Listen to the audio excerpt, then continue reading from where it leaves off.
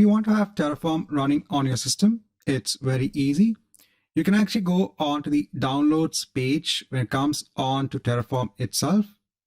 Here we have Terraform available for a variety of operating systems. So it has detected that I'm working on a Windows-based machine. So I'm on my laptop. Here I can choose AMD 64-bit. So I'll download this Terraform file. So it's nothing but an exe. So it's in a zip file.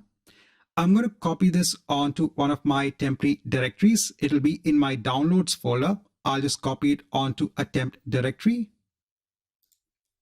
So on my C drive, what I've done is I have an apps folder. If you don't have an apps folder, you can just go ahead and simply create a new folder. Again, you can name the folder as per your requirement, your choice.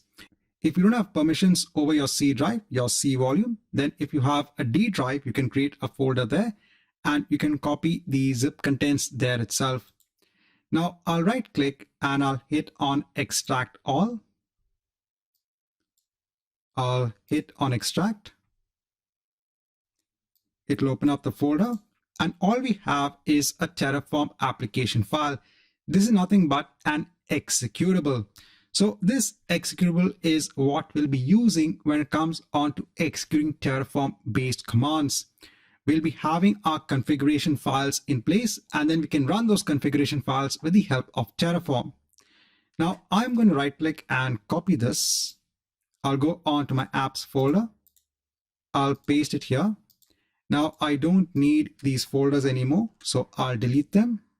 Now, since I'm on a Windows system, I'm going to add an environment variable, which will actually point on this Terraform executable. So whenever I issue the Terraform command, the Windows system knows where to locate this Terraform application file.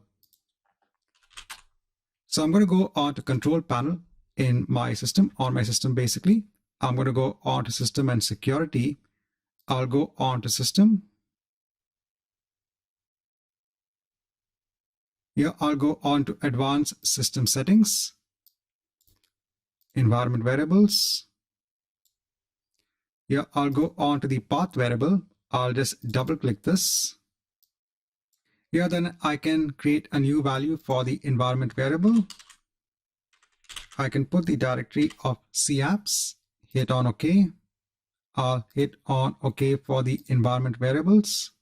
Once this is done, I'll just open up command prompt on my local machine.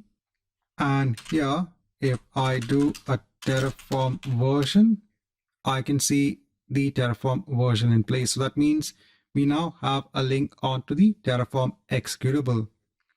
Now we'll be using Visual Studio Code when it comes on to building our configuration files for Terraform. So this is a freely available tool. You can go ahead and download Visual Studio Code depending upon your underlying OS. I already have Visual Studio Code in place. So let me launch VS Code.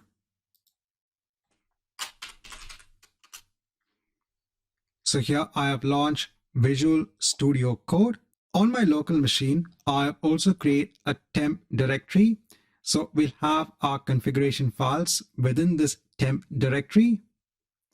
What I've done is from Visual Studio Code, I've just opened up a folder and then I browse for my temp directory. So we'll be creating our files here. Now, if I go on to extensions in Visual Studio Code, so you can actually install various extensions that help to extend the functionality of Visual Studio Code. So when it comes on to Terraform, I'll choose HashiCorp Terraform. Here I can just see it's telling me that a reload is required to enable the updated extension. So let me click on this.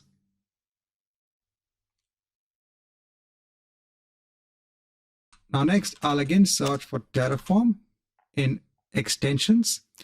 I'm going to choose now Azure Terraform. I'll click on install.